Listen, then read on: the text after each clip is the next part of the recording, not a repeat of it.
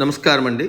భగవద్గీతలో నేడు 14వ అధ్యాయము గుణత్రయ విభాగ యోగం నందు 15వ శ్లోకము తాత్పర్యము వినిపిస్తున్నది మీ విజయభాస్కర్.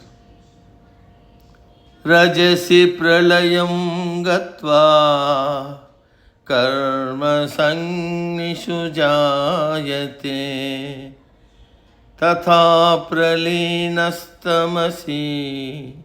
మూఢయోనిషు జాయతే. తాత్పర్యం: అదే విధముగా అంత్యకాలంలో రజోగుణము ప్రధానంగా ఉన్నవారు ఎక్కువగా కర్మలు చేసే అవకాశం ఉన్న జన్మలెత్తుతారు. అలాగే మరణ సమయంలో తామస ప్రవృత్తి కలిగిన వారు మరుజన్మలో మూఢుడు, అవివేకికి, అజ్ఞానిగాను లేక అటువంటి లక్షణాలు కల జంతువుగానో పక్షిగానో పుడతాడు. సత్వగుణం ఎక్కువగా ఉంటే పుణ్యలోకాలు వస్తాయని చెప్పారు పరమాత్మ.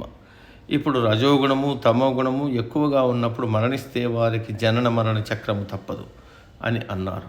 అంటే తాము చేసిన కర్మలకు ఫలం మానవులుగా పుట్టి మాత్రమే అనుభవించాలి, మరో మార్గం లేదు. కాబట్టి రజోగుణం ఎక్కువగా ఉన్నవారు కర్మలయందు ఎక్కువగా ఆసక్తి ఉన్నవారి గృహాలలో జన్మిస్తారు. కానీ తమోగుణం ఎక్కువగా ఉన్నవారు మూఢయోనులు, అంటే ఏమాత్రం బుద్ధి, జ్ఞానము, ఆలోచన లేని వారింట్లో జన్మిస్తారు. అది మానవ జన్మ కావచ్చు, మృగ, పశు, పక్షి, కీటక జన్మలు కావచ్చు. ఎందుకంటే వాటికి ఆలోచనా శక్తి ఉండదు. ఏది తోస్తే అది చేసేయడమే.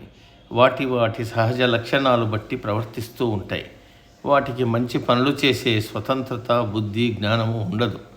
రజస్తమో గుణములలో జీవితాంతం పడి ఉన్నవారు మరణించిన తర్వాత వారి గుణాలకు తగ్గ యోనులలో పుడుతూ చస్తూ ఉంటారు. కాబట్టి జీవితాంతం సత్వగుణమును అలవర్చుకోవడమే మంచిది అన్నది పరమాత్మ వాదన.